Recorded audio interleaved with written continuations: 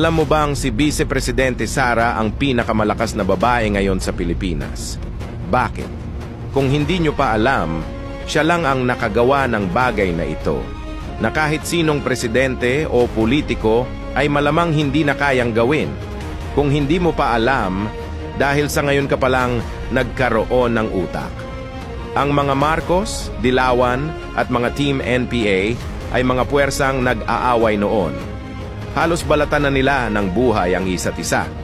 Ang mga puwersang yan ay hindi lang basta nagbabangayan.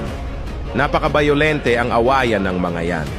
Pero nung pumasok na ang mga Duterte, lalo na si PRRD at VP Sara sa national position, akalain mo yon, nagsama ang mga yan. Sa tingin ko, yung mga yan ay insecure sa mga Duterte.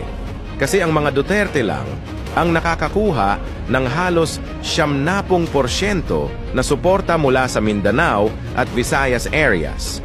Ewan ko ba, parang naiinsulto ang mga politiko mula sa Luzon kapag lumalakas ang mga politikong tinatawag nilang probinsyano.